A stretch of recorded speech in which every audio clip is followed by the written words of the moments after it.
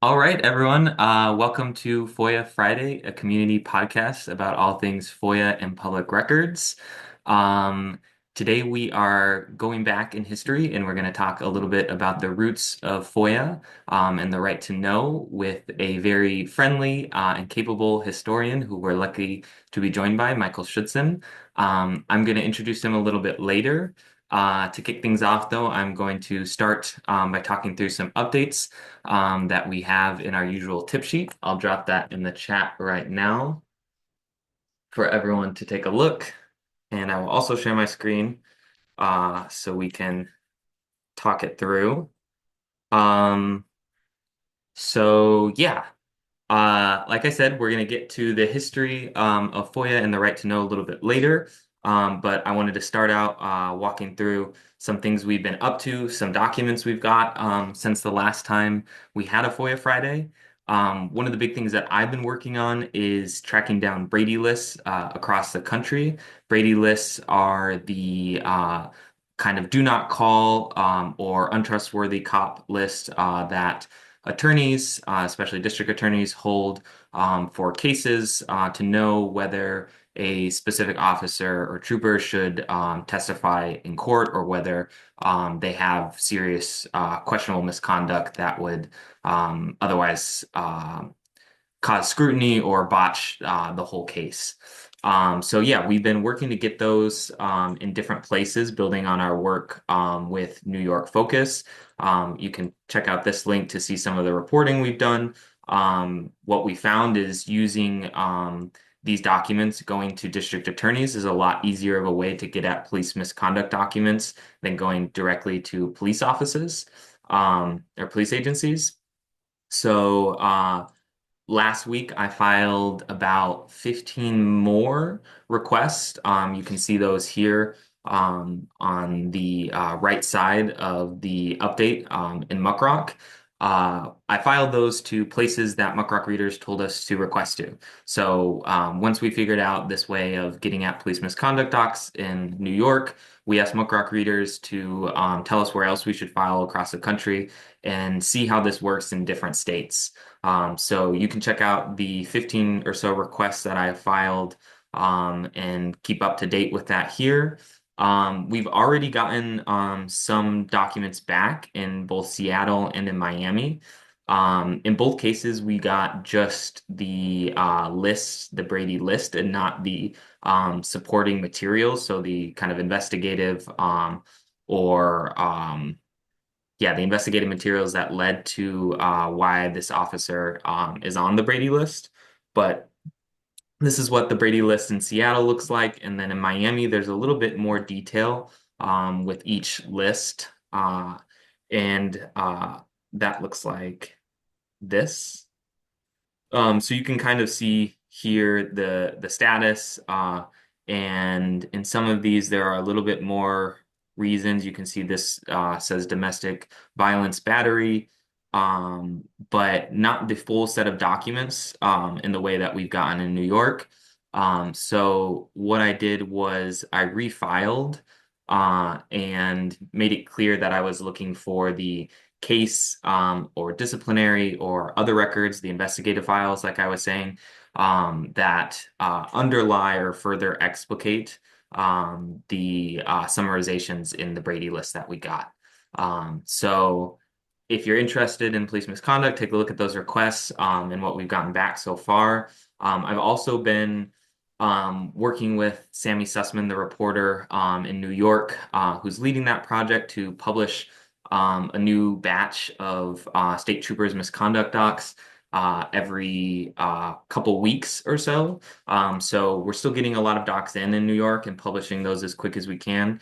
If you're interested in knowing what's kind of going on in the documents that we're seeing, you can follow Sammy's newsletter. Each week he talks about some documents that we've published and highlights some of the misconduct documents that we wish we knew more about, including one I think recently that was for a officer who was filming too many TikTok videos in her badge and employee hat and other outfit, and then another one for an officer that had arrested someone using his personal handcuffs and not the agency handcuffs that he had been given.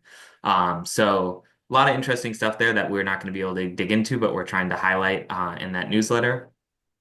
Another thing that is going on, and we're getting requests in and documents back on, is for exploring how federal agencies are using AI and FOIA. We had Muckrock readers review some reports that federal agencies were publishing on how they were using FOIA or using AI in their FOIA process. And through those reviews that Muckrock readers helped us with, we found some agencies that seem to have interesting new initiatives going on to test AI. And so I filed some different requests. Again, you can see here on the side of the update article. Um, some for auditing and testing documents, and then some other requests for contracts and vendor materials. Um, we haven't got a lot back yet, but from one agency, Consumer Products and Safety Commission, has got us some documents back on the uh, contracts and vendor materials. I haven't fully gone through this, but this seems pretty interesting. If you scroll down the request and take a look at this 49-page document, you can find a slide deck that this company sent to the Consumer Products Safety Commission, kind of demoing what their FOIA assistant would do. And it's everything from exemption detection, which is interesting to me, and personally identifying information detection, and yeah, some really interesting other stuff. So if you're interested in AI and thinking about how federal agencies may be using AI to process your FOIA requests, check that out. And then I wanted to highlight that Sunshine Fest and Sunshine Week are coming up. It is almost February, which means we're only a month away from March. And the Joseph L. Breckner Freedom Information Project is hosting a Sunshine Fest in person. David Collier is on the call, so I'm going to kick it to him to tell us a little bit more about that. Yeah, thanks, Dylan, and thanks to Muckrock. You guys are awesome. So I put in the chat a link to our website, and registration's open, $50. You can apply for a fellowship, including for travel. The information is there at the homepage, and a link to the detailed schedule that is taking shape. You can see on there the various sessions that we're planning. Um, and we'll fill it in with speakers as those get confirmed.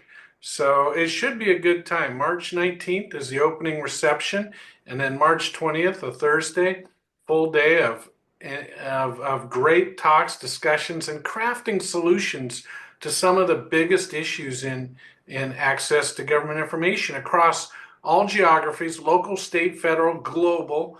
We're trying to get the Mexican Information Commissioner in. They just canned their system, killed it. I think we can learn a lot from that because it was so excellent. We'll have experts from all sorts of fields, not journalism, library science, the corporate sphere, academia, law, you name it. Very broad base. We're all coming together to talk about the issues that matter to all of us, including the government. We want to all share the conversation. So check it out. If you have any questions, feel free to email me and I'll put that in the chat. And I hope to see you there. It should be an exciting time to celebrate that 20th anniversary of Sunshine Week. And we hope to continue the conversation year round online and perhaps have gatherings every Sunshine Week if people think it's cool. So hopefully we'll see you all there. I know we'll see Michael Morrissey there, and others. It's going to be like the who's who in the FOI world, I think. So yay! Thanks, David. Speaking of cool things, there is still a contest going on right now to submit your designs for Sunshine Week swag. So if you are an artist of any sort and have some ideas for a cool logo for Sunshine Week, you can submit still at the links here in the notes. And first place gets $500, which is pretty good. So if even if you're not a good artist, but you have a friend who is, have them do the art, you come up with the idea and split the money. Speaking of which, we are also at the same time looking for logo ideas for the Data Liberation Project. You can see I have a Data Liberation Project hat here that just says the Data Liberation Project in this very basic font. We want something cooler. So take a swing at that as well, again, or find a friend who can do that for you. Yeah. Sunshine Week is coming up, which also means foilies are coming up. The 2025 foilies are on the horizon. We just closed out submissions for that, and pretty soon you will get to read the worst in transparency over the last year. So stay tuned for more. Stay tuned for more DLP data sets. This month, we're working on publishing a few different data sets based on requests that we've got back. And I also want to get some more volunteer meetings going in February. So if you're interested in being more involved in the Data Liberation Project, join the Muckrock Slack and come to the Data Liberation Project channel. Um, Speaking of meetings, Document Cloud is having monthly office hours, and those are on February 13th. So if you get your documents back because of FOIA Friday and you want to take those documents to somewhere you can put them or embed them in your stories or analyze them, join the Document Cloud office hours and talk more to our team about how you can make the most of Document Cloud. Yeah. And without further ado now, I'm going to bring it back to Michael and our conversation about the history of FOIA. Before we dig in, Michael, do you want to just go ahead and introduce yourself? Sure. I grew up in Milwaukee, Wisconsin. Uh, Went off to college on the East Coast, Swarthmore.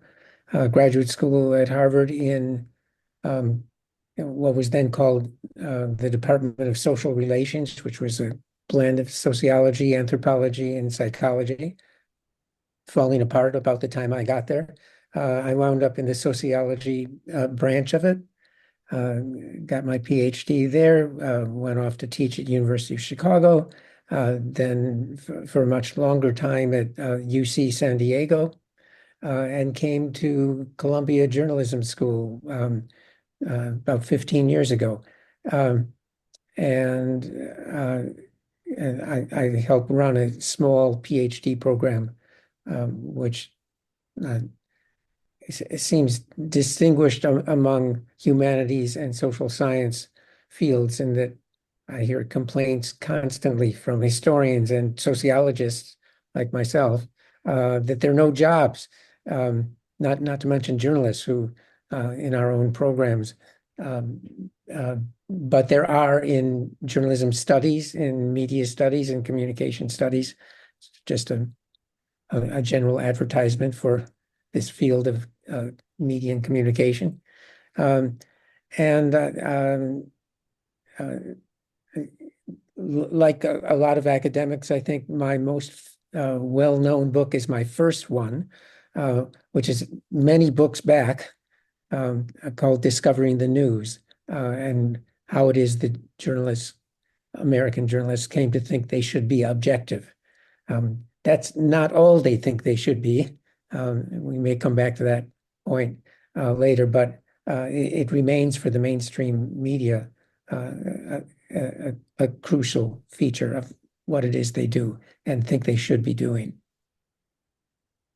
Tell me a little bit about how you got from that book to the rise of Right to Know, because you spent a lot of time in your career observing journalism, um, but you've told me you yourself have not filed a FOIA request. Uh, how did you get from studying media, researching media, to researching for a book about the right to know and transparency? Th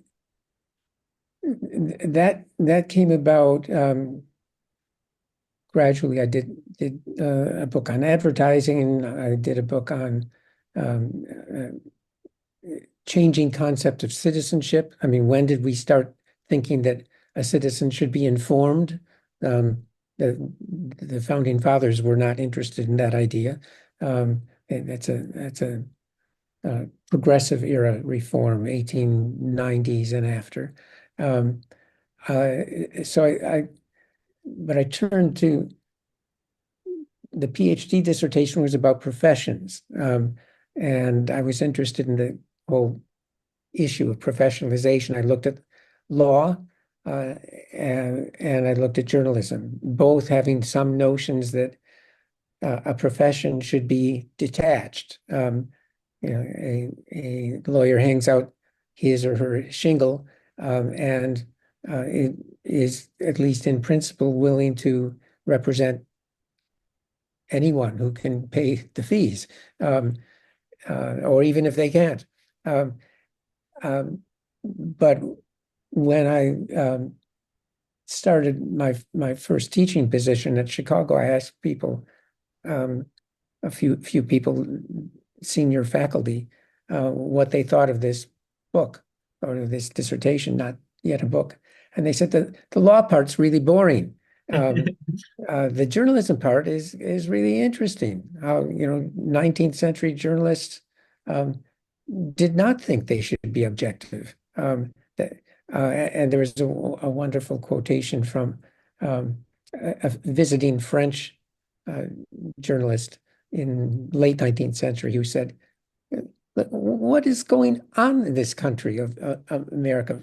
Reporting is killing journalism."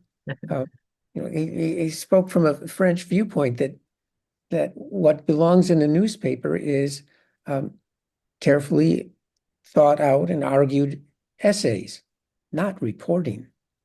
So, it was that piece of the notion of professionalization that I found so interesting. And now, at a famous journalism school, um, there's no word more sacred in the halls of my journalism school building than reported, well reported, deeply reported.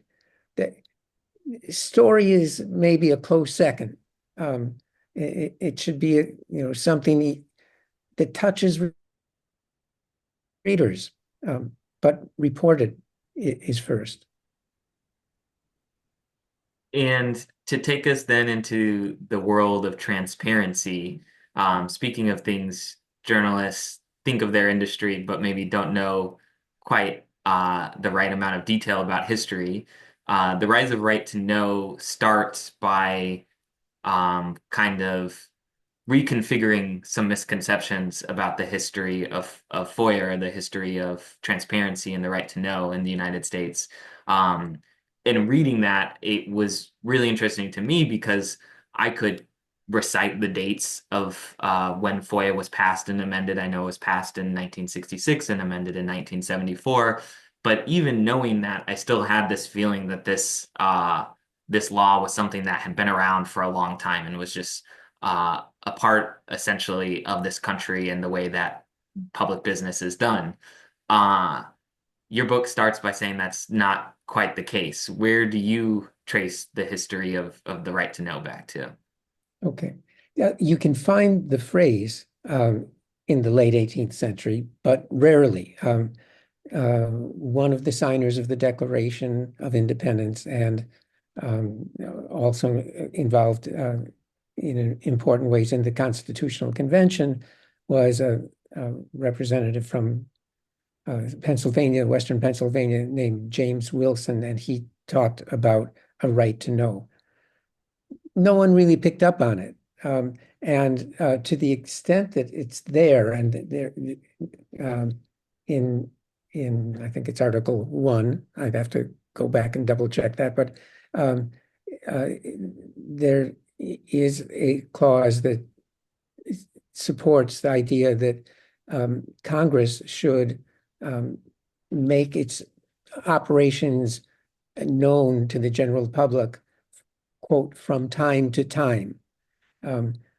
what do they mean? They didn't define that in the Constitution, but in the Virginia ratification meetings to ratify the Constitution, they did define it better. They said that legislatures and the Congress should report their proceedings once a year.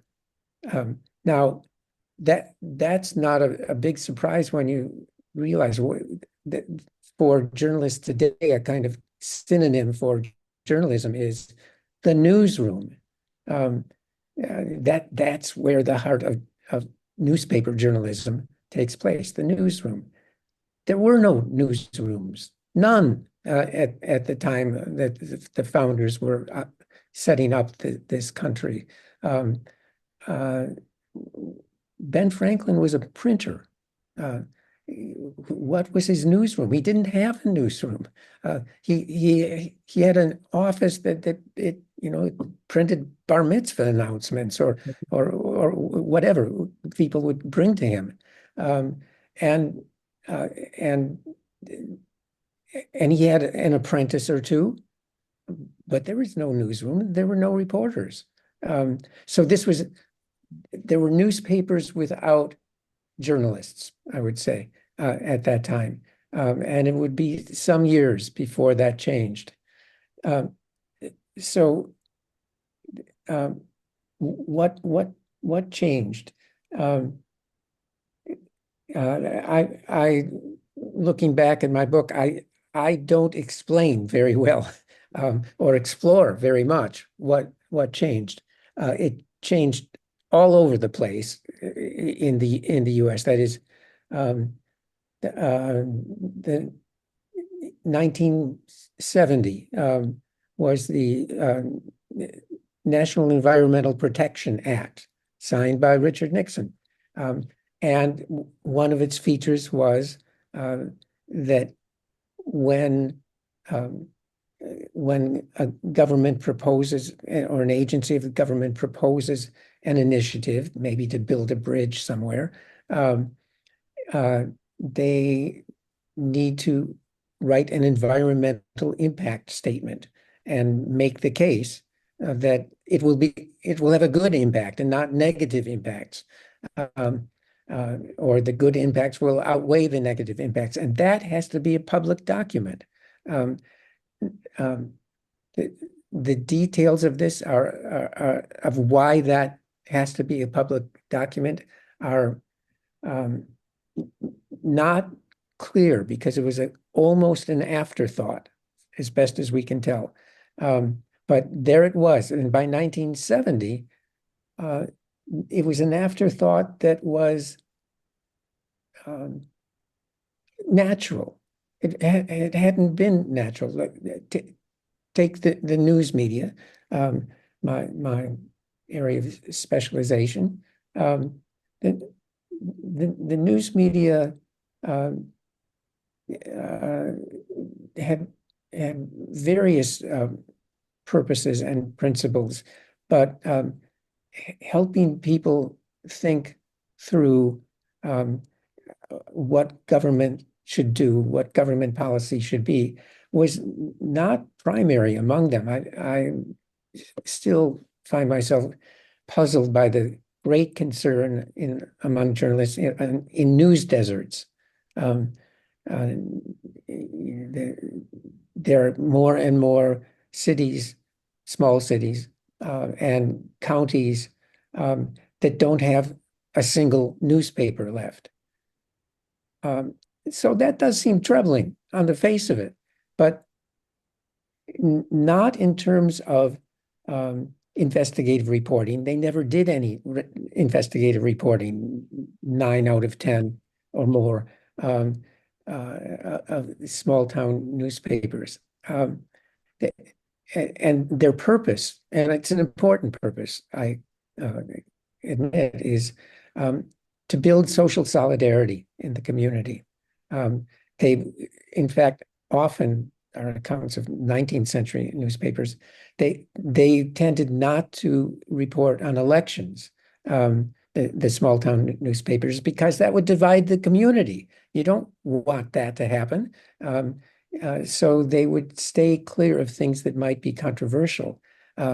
What wasn't controversial was high school sports. You want the local team to win. Professional sports later, you want the nearest team to you to win. And you mostly don't cover the rest of the teams around the state or around the country unless they're playing against your team. And you want to get as many names into the newspaper. This very similar reports on the history of British newspapers. What you want is people to recognize one another um, and come to care for and about one another. Terribly important for democracy, but um, writing about a scandal of a city council person, no. They just didn't do very much of that. So also with the media, uh, I actually blame this on Teddy Roosevelt. He came up with a very catchy term, muckraking. Um, uh, After which we are named. After which you are named, yes. Um, and there were muckrakers. They worked for um, monthly magazines. They had a good run of about 10 years or so from during and after Teddy Roosevelt's presidency. And this muckraking, investigative reporting, we would call it now, or muckraking, um, uh, didn't last long in the mainstream press, mostly didn't reach from the magazines to the newspapers very much. If anyone knows the history of the term watchdog press, please send me a note because I don't know the origin of it. I think it's quite recent. And I mean, the first separately set up inside a news organization spotlight team or investigative reporting team was 1967. The first professional organization of investigative reporters was IRE. That was 1975. I mean, there was a flurry of interest in more aggressive or assertive reporting. A really neat little study by some sociolinguists looked at the questions asked in presidential news conferences from 1952 to 2000, and did an analysis of what questions were asked and how they were asked. In 1952, there were no follow-up questions. Over 1956 or 1960, that it really begins in the late 60s, and it's never gone back down. There was a turn toward a more assertive news media, a more negative news media. There's a similar study over time of how presidential candidates were covered. The coverage of presidential candidates in the same sort of 1950s to 1980s era became more and more negative toward Democratic candidates and toward Republican candidates alike. It became more negative generally, which I suspect this is sheer speculation, but that one of the reasons that trust in the news media has declined sharply from the 1970s on is this. People don't like, I mean, all this negativity. And we should be nicer to each other. The media should be nicer, and not bother us so much.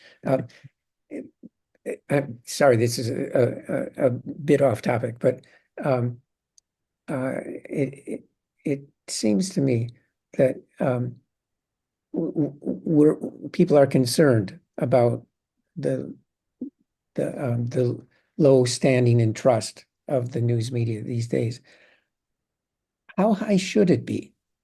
That's the question that never gets asked. What's the right level of trust? Uh, by my lights, if you look at the media in the 50s, it was way too trusted because the reporters hung out with politicians. They were buddy buddy with politicians. They would cover up for politicians because they were, part of the same Washington and state capitals inner circle. Um, and people could be, a senator could be totally dead drunk on the floor of the Senate. Would that ever be mentioned in a newspaper? Uh, no, and they laughed about it, but no, they wouldn't mention that. And so these changes in journalists becoming more adversarial or more assertive is happening in the 90s and 1960s and 70s at about the same time that at least the first FOIA laws passed and then amended in 1974. Yes, And I think in your book you highlight a lot of other interesting things that are happening at this time. And like you're saying, there seems to be a general movement across different civic society groups and journalists that transparency is essentially good, that there could be a little bit more transparency and journalists should be more assertive and shouldn't be so buddy-buddy with politicians. And this is happening both in politics and in journalism. But one of the things that you cover in depth in one of the chapters of your books is how this is happening in grocery stores. And this is really interesting to me because it's not something I've really ever thought about, or the type of labeling we have on foods is not something I think much about, and definitely don't think much being related to FOIA. So I'm wondering if you could explain what grocery stores and unit labeling has to do with the right to know and transparency. right. I mean, I don't know how you shop, but um, you probably do what I do. It's my guess. So that you look a lot at the labels. Um, I've become lactose intolerant. I look even more carefully and aim toward things that are vegan. Uh, and I trust what I read on the labels. Maybe I shouldn't, but there wasn't any nutritional labeling in as late as the 1970s. Um, uh, and it took something of a serious movement. Among its leaders was a Esther Peterson, who was um, a labor activist and um, and held. She knew this young congressman, uh, John F. Kennedy, and he became president, and she got a job in the Kennedy administration on labor issues in particular, but that was not the only thing. Something um, I learned, but uh,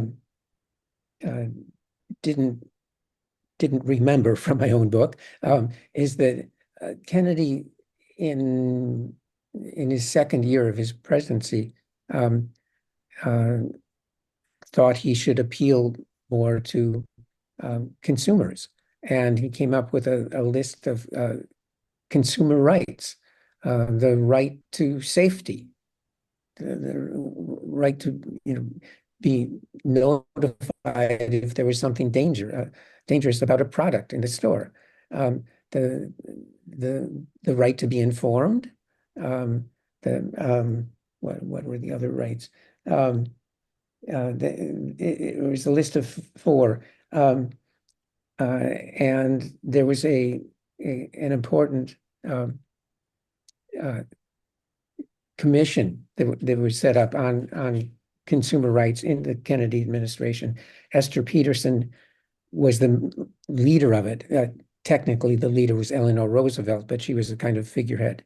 Esther Peterson became something of a consumer advocate. Um, and uh, if you live in or around Washington, you probably know Giant Foods. Giant Foods was desperate to hire her to be their in-house consumer advocate. And she said no, and she said no, and she said no, and finally was persuaded um, uh, that that they were serious about what they meant, that she would have carte blanche to do what she wanted. Um, and uh, and it turned out, by the way, for people who live in other parts of the country, that Safeway was also interested in becoming uh, a kind of advocate for the consumer. Uh, One thing was unit pricing, and the other was open dating.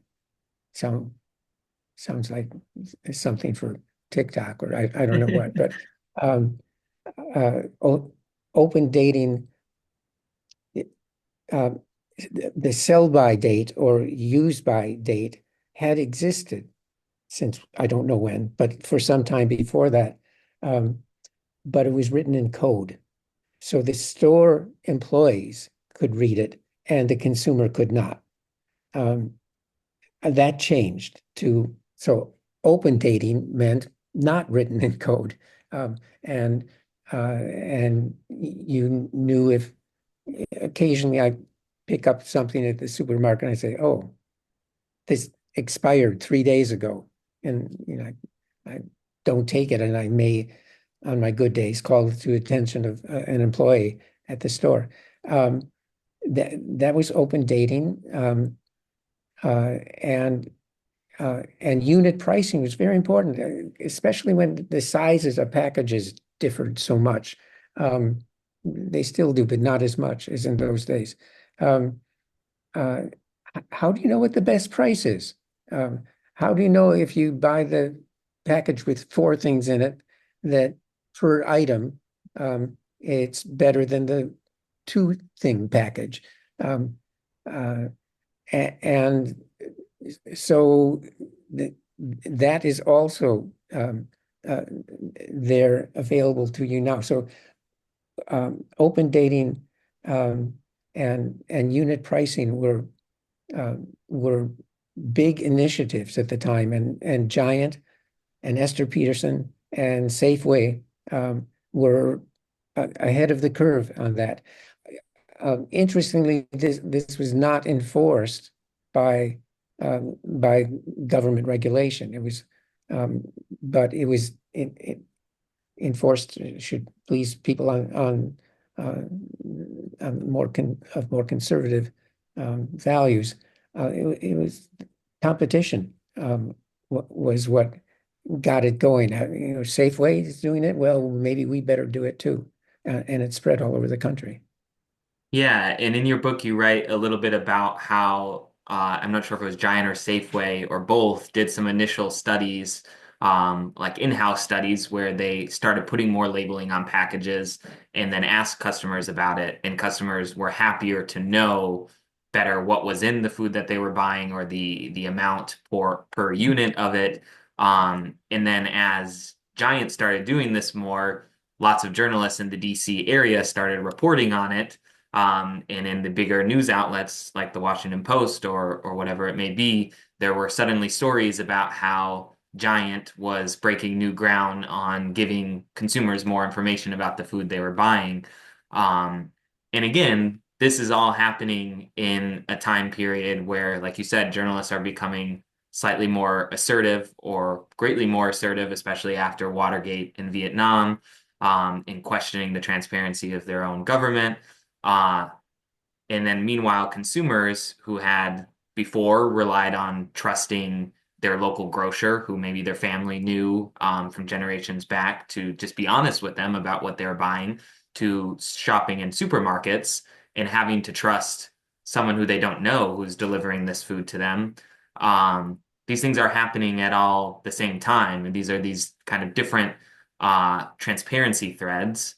And another one that you talk about a bit is the Cold War and how John Moss, who was one of the architects of the Freedom of Information Act and movement, started using the term paper curtain to refer to the Soviet Union and information in the Soviet Union. So you have these different threads of uh, American movements for more transparency, and then all of a sudden you have also a boogeyman of anti-transparency. Can you talk a little bit more about that and about Yeah. John Moss? Yes. I have to read you one thing Yeah. first. One last thing here on consumerism. Um, Esther Peterson got a holiday poem from one of the supervisors at Giant Foods. He borrowed from Edgar Allan Poe's The Raven. Once upon a noonday bleary, while I shuffled weak and weary through a pile of consumer complaints accumulated since the days of yore, suddenly there was a brainstorm, far more welcome than any rainstorm, washing away the woes I knew would now return no more. If customers are no more to pester, of course we ought to turn to Esther. There is no need to even test her, the chief consumer ambassador. Deck the store with open dating, unit pricing, consumer relating, and so on. Okay. And he sent that to her trying to get her to work for them at the time, No, right? no, she was already working Oh, she was already there. Okay. for them by that time. Um, uh, sorry. What did you just ask? I was asking about the paper curtain and how kind of these Yes, yes, movements for transparency also went hand in hand with an idea of a society that would be experiencing the opposite of transparency and what we wouldn't want to be. right. So uh, Winston Churchill comes to Westminster College, Fulton, Missouri, in 1945 or 1946, and he gives a speech in which he coins this term, the Iron Curtain, to talk about the prison in which Eastern Europe and Russia, all of what became the Soviet Empire, um, were imprisoned, um, uh, and the, we've never lost that phrase, the Iron Curtain. But as early as 1952, and what I found, um, people started talking about the paper curtain, as something not as severe, but with some of the same um, results of limiting um, freedom. And John Moss, early in his congressional career, he'd been a California state legislator, um, uh, a serious, loyal Democrat, not I think, a deep thinker, um, uh, but he became troubled by what he saw in Washington and felt he needed to do something about it. And he did. He worked from 1953 on to craft what came to be the Freedom of Information Act. Um, uh, he, he was a very serious man. I talked to someone who worked on his staff in the early 60s, a lawyer, when I was researching the book, and he said, John Moss laughed from time to time, but I don't think I ever saw him smile. And he went on the lecture circuit too, and um, he loved pointing out cases where um, with some aspects of, say, the use of nuclear energy for peaceful purposes. Um, you could find news of that in the Soviet press. They were proud of it.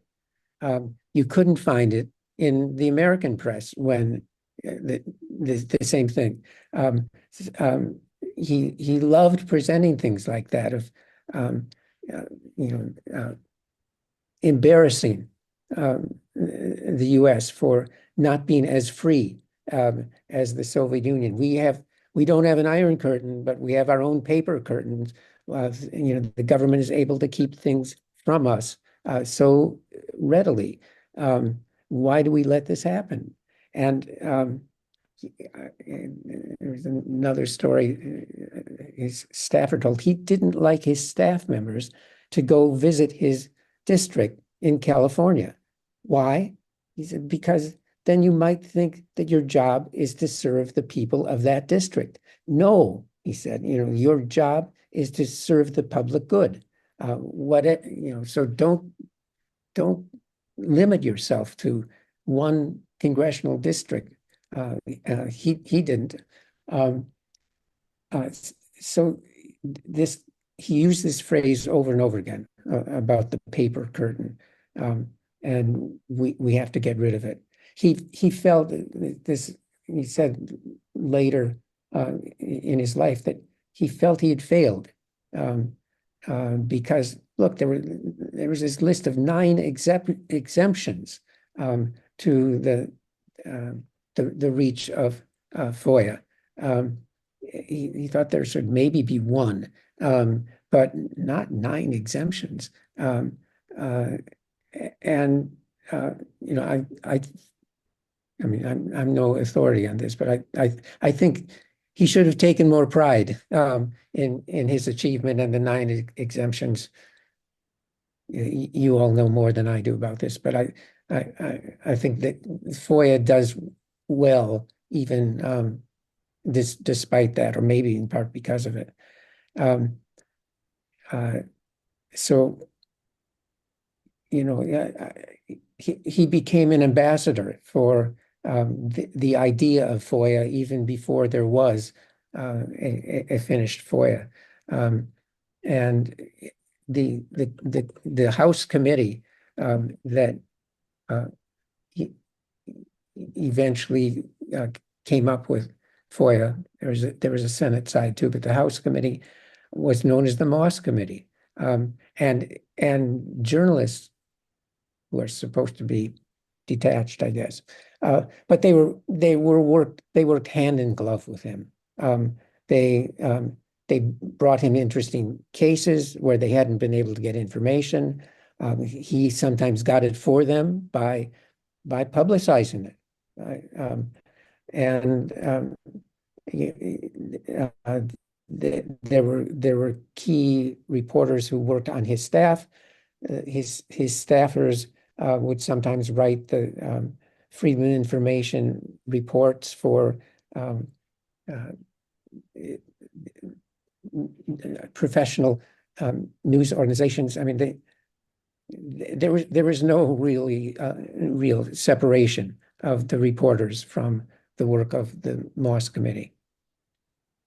And so, as we get close to the hour here, if we bring all of this together, the paper curtain, consumer changes and consumer transparency, a more assertive press, the ideas of transparency then affecting politics and how elected officials are supposed to act and engage with the public, all happening around the 60s and 70s.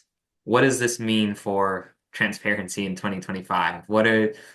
What tidbits should someone think about if they're hoping that this bit of history might explain or help them understand today? Okay. It's a big task for you to Yeah, it's a solve in the big, last minutes of our call, but well, I'm sure people can hang on a bit too if we go long. okay. Um, One thing I would say is that um, I I think my book is quite interesting. There's more that was happening at that moment, 1968 to 1980s. You should certainly learn that we've had two revolutions in the last 50 years in journalism. It's not all technology. It's not all the digital. There was the normative revolution um, uh, that had run most of its course before the internet ever came into being. Um, and that's what my book is about, that revolution, a cultural revolution.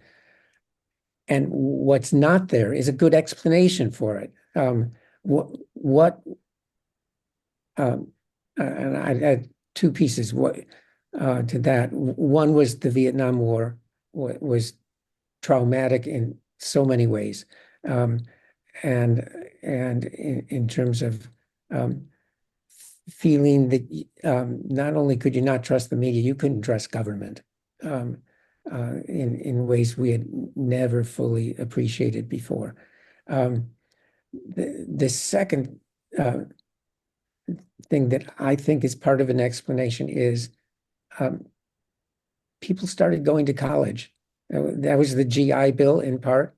It made uh, in 1940, less than 5% of the college age people went even started college. Um, Now it's something like 50 or 60%. And it became 40% or so by the 1970s.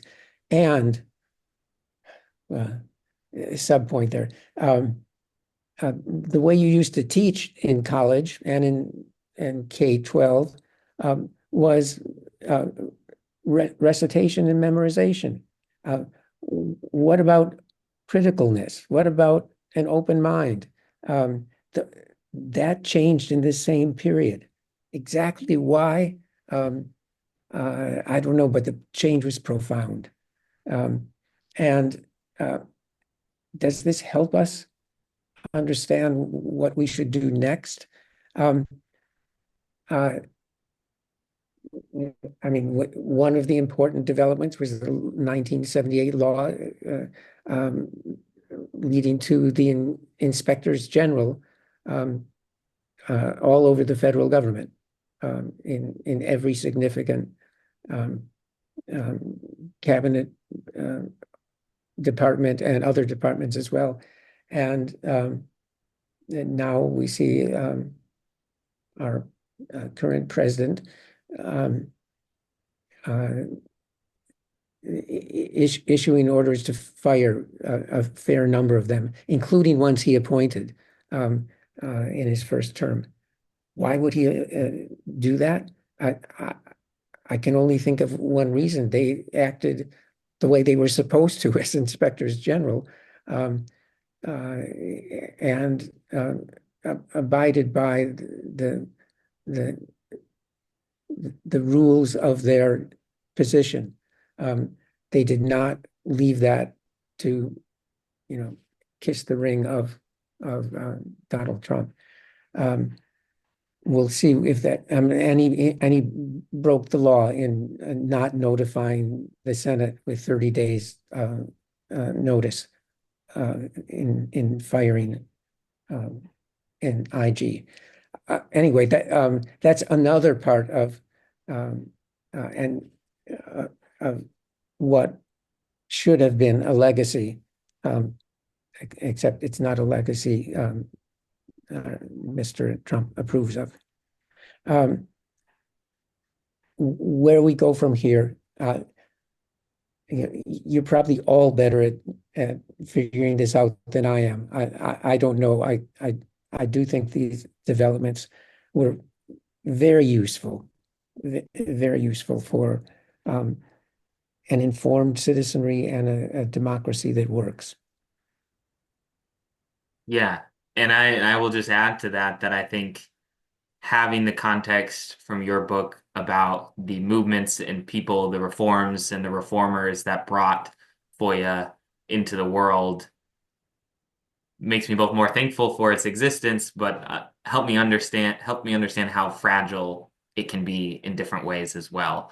That this group of people, these reforms happening at that time didn't have to all coalesce in the way that they did.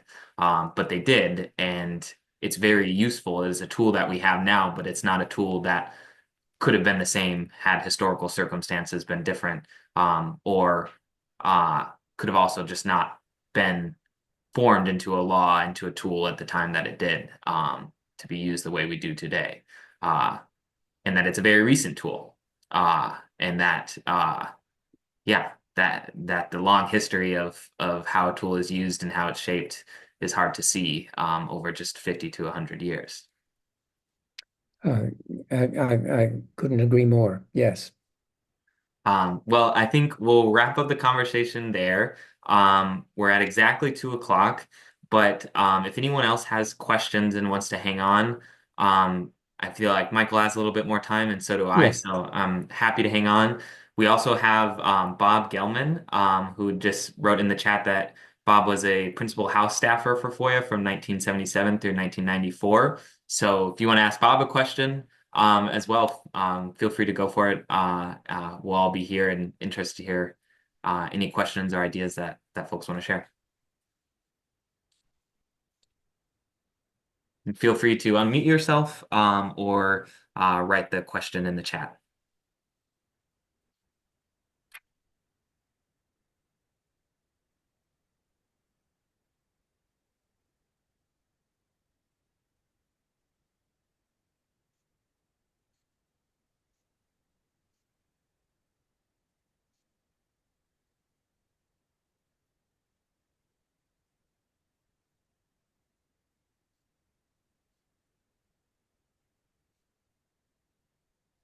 The questions are not flooding in. Oh, there's one.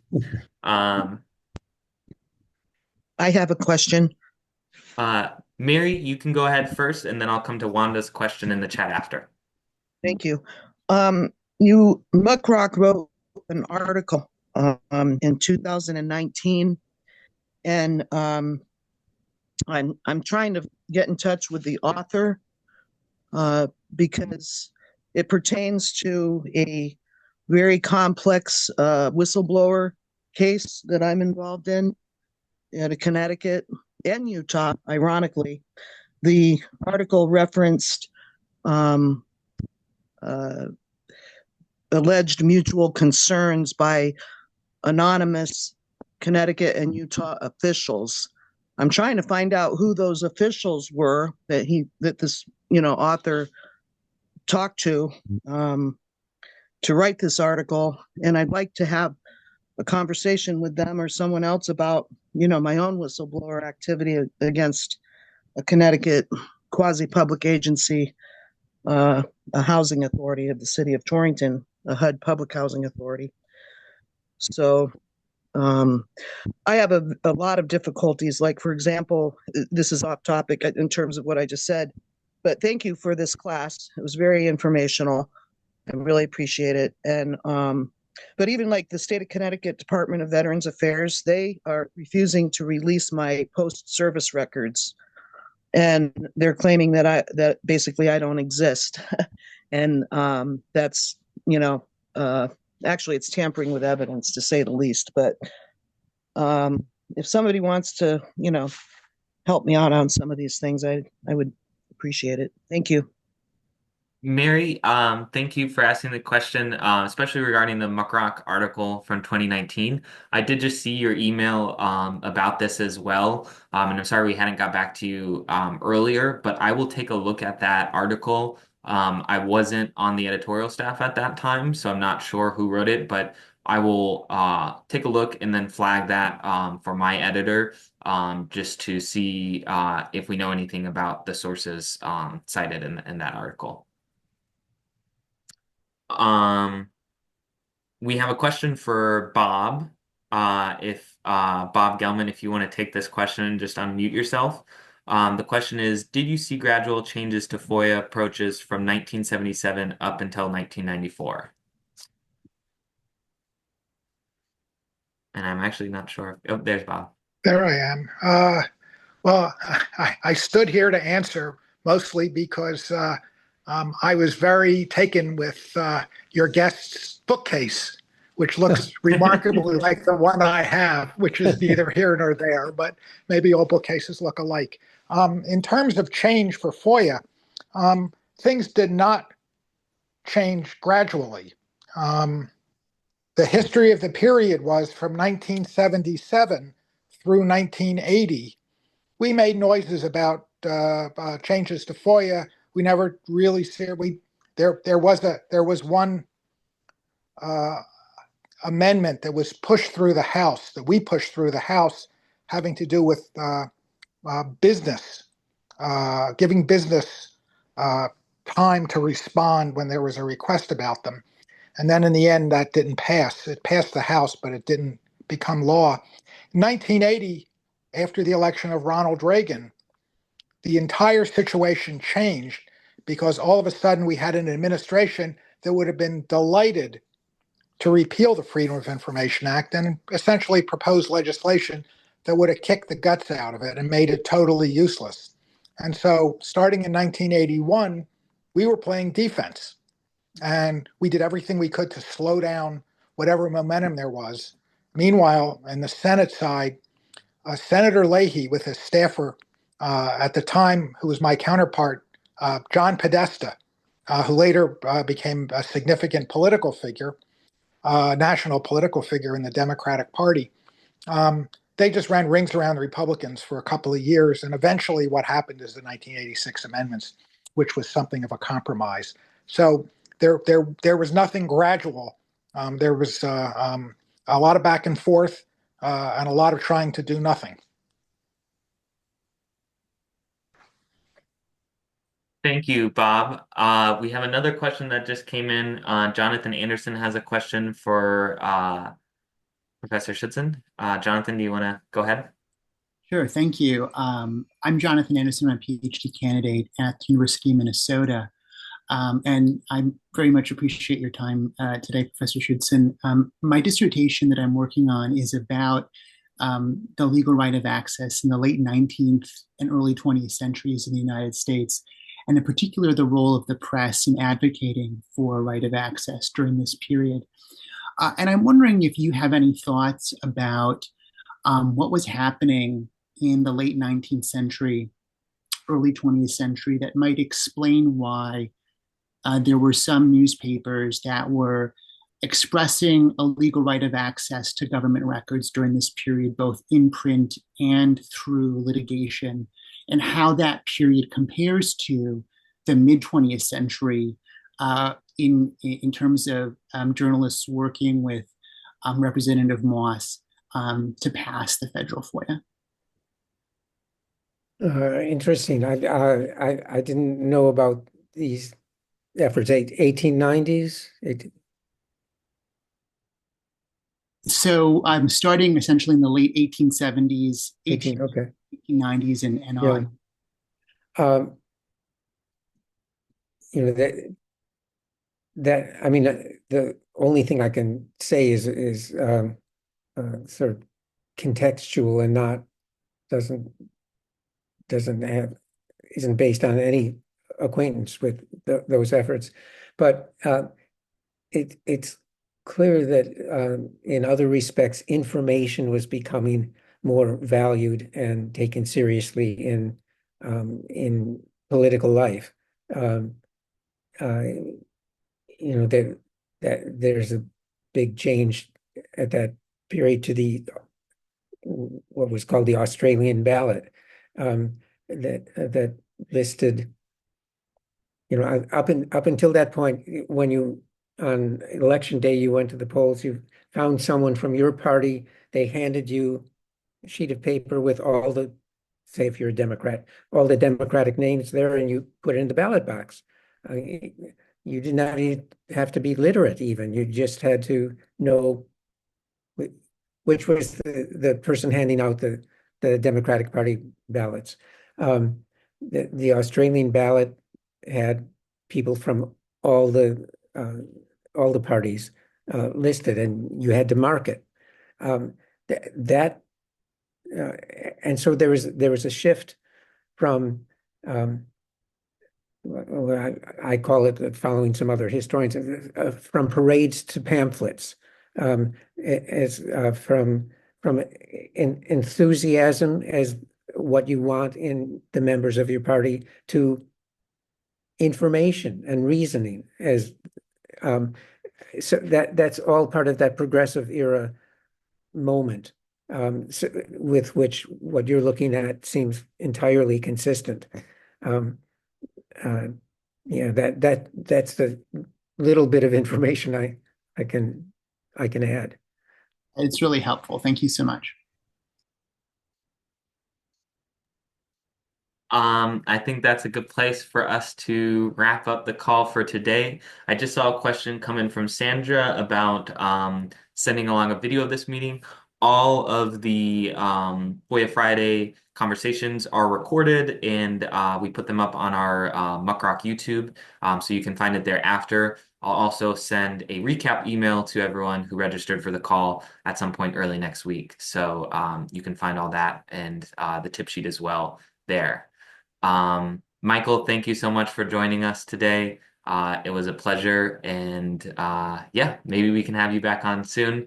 I know you've got a lot of other books about journalism and media that would be relevant to the people on this call, so we appreciate you joining us. It was my pleasure. Thanks so much, all of you. All right, FOIA Friday, folks. We'll see you next time. Thank you.